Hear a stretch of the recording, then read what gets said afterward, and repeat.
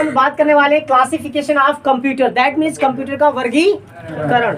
तो बेटा कंप्यूटर जो हम लोग यूज करते हैं ये कई तरीके से अलग अलग डिवाइड किए गए हैं। तो आज हम बात करने वाले क्लासिफिकेशन पे। तो बेटा कंप्यूटर को क्लासिफिकेशन के अकॉर्डिंग दो टाइप से डिवाइड किया गया है। जो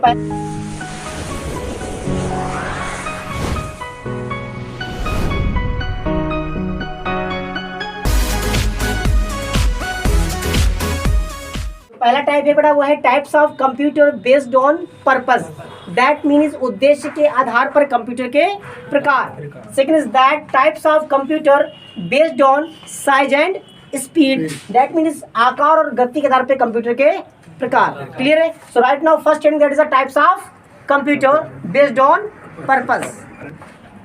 सो guys types of computer based on purpose that means उद्देश्य के आधार पर कंप्यूटर के बेटा प्रकार। तो बेटा हमने कंप्यूटर के आधार जो उद्देश्य उस आधार पे कंप्यूटर को तीन पार्ट्स में डिवाइड किया गया है, that is a analogue computer, digital computer and third is that hybrid computer.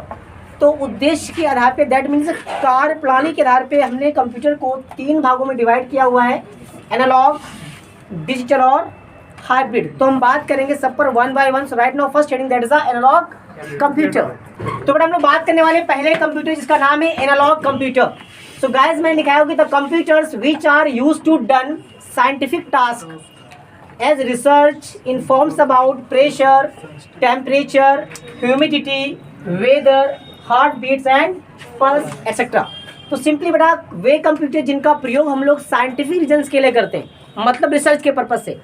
अगर हमको किसी भी चीज़ पर रिसर्च करनी है, हमें तापमान मापना है, दाब मापना है, मौसम की जानकारी लेनी है, हार्ट बीट पता करनी है, ठीक है, या पल्स रेट पता करना है, तो बेटा इन सभी कामों में हम किसका प्रयोग करते हैं?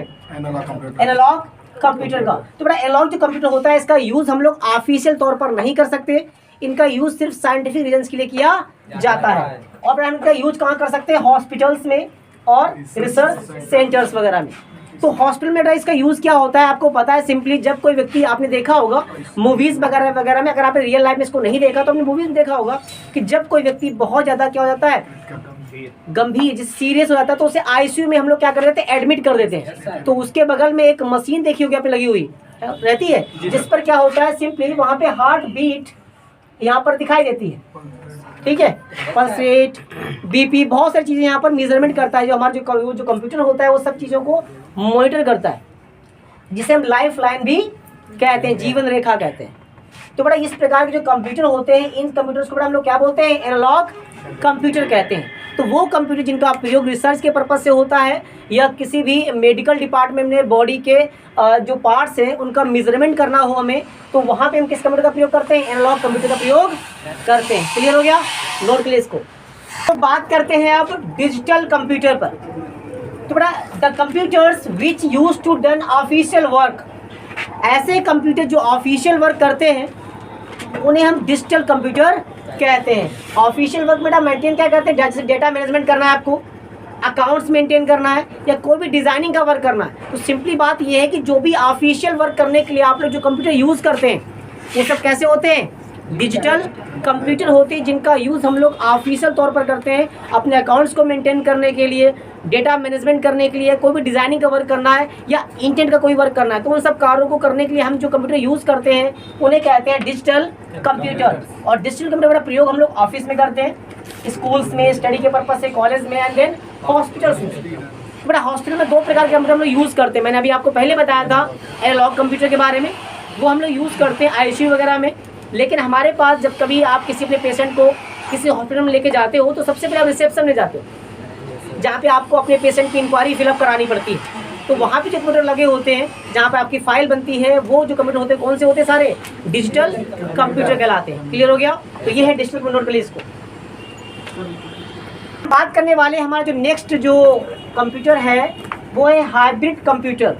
तो बता देखिए हाइब्रिड कंप्यूटर का मतलब होता है simply the combination of analogue and digital computer called hybrid computer. That mean बड़ा ऐसा कंप्यूटर जिसमें एनालॉग और डिजिटल दोनों के गुणधर्म पाए जाते हैं, उस कंप्यूटर को हम क्या बोलते हैं? हाइब्रिड कंप्यूटर कहते हैं। दैट मीन दोनों प्रकार के काम को करने में सक्षम है। आप इसके द्वारा मैंने यहाँ पे लिखाया हुआ है कि this computer works on scientific and official both, मतलब बेटा ये ऑफिशियल और साइंटिफिक दोनों प्रकार के कामों को करने में सक्षम है। तो ऐसा कंप्यूटर जिसमें दोनों ही गुण पाए जाते हैं उसे हम क्या बोलते हैं? हाइब्रिड कंप्यूटर कहते हैं। क्लियर है? नोट करिए इसको। सो गाइस हम बात करने वाले हैं second number, that is the types of computer based on size and speed. इससे पहले मैं अभी बात किया था वीडियो में कि types of computer based on purpose, और हम बात करने वाले हैं इस बार types of computer based on size and speed. तो बड़ा साइज और स्पीड के आधार पर हमारे जो कंप्यूटर है वो 8 टाइप्स होते हैं, 8 प्रकार के होते हैं। पहला हमारे पास कौन सा कंप्यूटर है? Mini computer. Second is that main frame computer and third is that micro computer.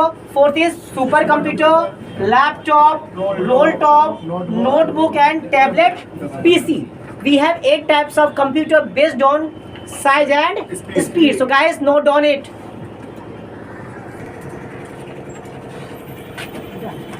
So guys हम बात करने वाले हैं जो हमारे पास जो कंप्यूटर्स हैं, जो पहला है वो मिनी कंप्यूटर और मेन फ्रेम। मैंने एक साथ लिखा हुआ है कि दोनों के जो वर्क है वो कैसे सिमिलर है। तो बेटा मिनी कंप्यूटर और मेन फ्रेम कंप्यूटर बेटा हम यूज़ किस पर्पज से करते हैं? साइंटिफिक रीजंस के लिए।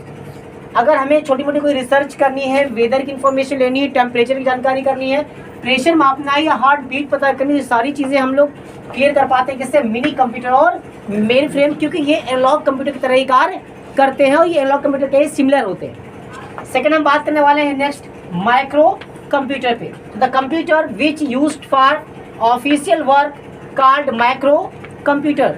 ऐसे कंप्यूटर जो ऑफिशियल वर्क करते हैं उन्हें हम माइक्रो कंप्यूटर कहते हैं, और इस कंप्यूटर को ही हम लोग डिजिटल कंप्यूटर भी कहते हैं। तो बेटा जितना भी ऑफिशियल वर्क हम लोग अपनी कंपनीज में, ऑफिस में या हॉस्पिटल्स वगैरह में करते हैं वो सारे वर्क हम लोग कौन से किस पर करते हैं?